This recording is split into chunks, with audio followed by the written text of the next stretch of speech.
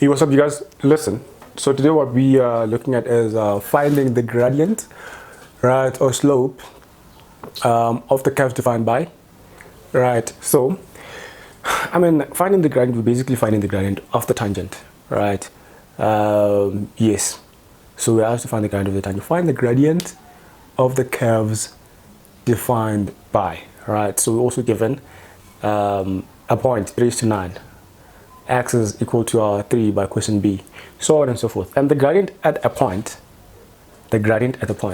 we're not talking about the gradient between 2 points, but the gradient at a point. That is the gradient of the tangent. Do you understand? Because it's a singular point, it's not multiple points, right? So whenever you're being asked to find the gradient at the point, just know that they're talking about the gradient of the tangent. And yes, very, very important. And you already know what the gradient of the tangent is given by, right? And that is the first derivative. Very important. Whenever they talk about the gradient of the tangent, you must already be thinking about the first derivative. Okay, so let's get right into it. We'll do a couple of questions and see how it goes. Okay, so the first question is, so that's f of x is equal to what? F of x is equal to x squared at 3 is to 9. So suppose that you've got this function here, all right, and it actually looks like this, and at point 3 is to 9, right, that point over there, this is 3, this is 9, and this is the point 3 is to 9. This is your y, this is your x, and obviously there's a line that touches the curve once here. There's a tangent here, right? But the question is, what is the gradient of that tangent, right? And really, the thing that we need is just the 3, which is the x coordinate.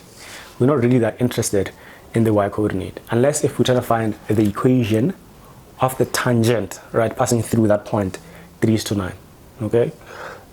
But the most important thing, like I said, that's the x coordinate.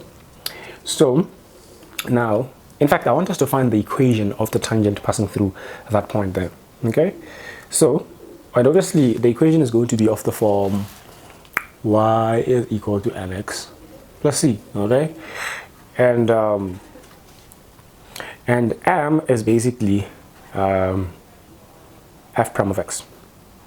All right, f prime of x, depending on a particular x value, right? Because if x is equal to 3, we won't get a particular gradient.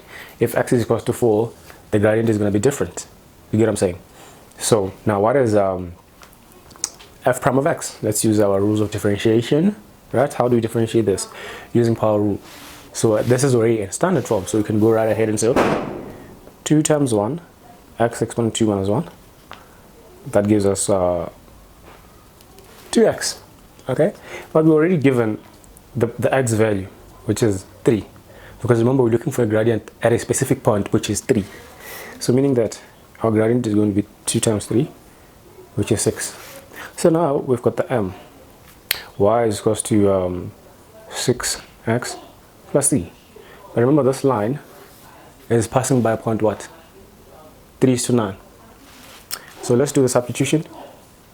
3 is to 9, so 9 here and 3 there plus c.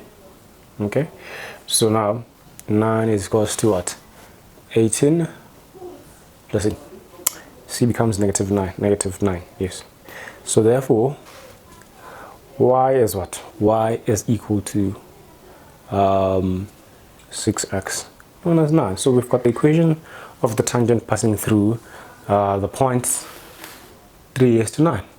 Right, now let's look at a slightly different problem. So